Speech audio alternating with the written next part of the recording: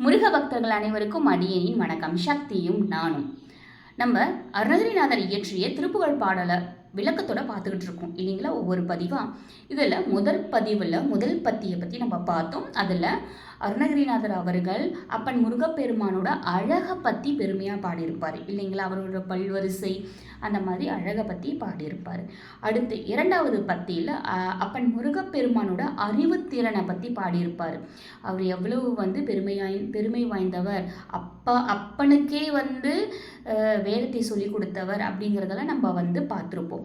அதில் கொஞ்சம் தன்னுடைய மாமனை பற்றி குறைவாக சொல்லிட்டாங்களோ அப்படின்னு அவர் கஷ்டப்பட்டதுனால மூணாவது பத்தியில் அருணகிரிநாதர் அவர்கள் அவருடைய அப்பன் முருகப்பெருமானுடைய மாமன் திருமாலை பற்றி பெருமையாக பாடியிருப்பார் இல்லையா.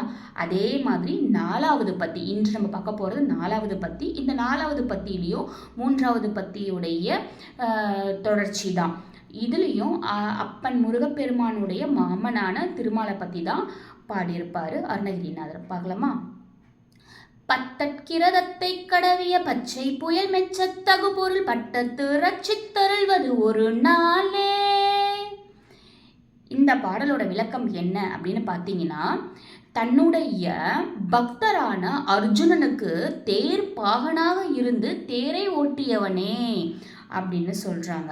அது மட்டும் இல்லை, பச்சை மாமலை போன்ற மேனி, அழகான பசுமையான மேனி வாய்ந்தவனே அப்படின்னு சொல்லிட்டு திருமாலோட அழகு, மேனியோட அழகை பற்றி அருணகிரிநாதர் கூறி, இவ்வளவு பெருமை வாய்ந்த நீங்கள் ஒரு நாளாவது என்ன ரட்சிப்பீங்க, என்ன காத்து ரட்சிப்பீங்க அப்படின்னு சொல்லிட்டு முடிச்சிடுறாரு. எனவே திருப்புகழில் 2 பத்திகளை அப்பன் முருகப்பெருமான் தன்னுடைய மாமன் மீது வைத்திருந்த பாசத்தாலும் அன்பினாலும் மதிப்பினாலும் மரியாதையினாலும் தன்னுடைய திருப்புகழில் 2 பத்திகளை தன் மாமனுக்காக விட்டு கொடுத்திருக்காரு. தன் மாமனுக்காக தன் வாயினாலேயே திருப்புகழை பாடுன்னு சொல்லி 2 பத்திகளை திருமாலை பற்றி மட்டுமே இடம்பெற்றிருக்கிற மாதிரி செஞ்சிருக்காரு அப்பன் முருகன்.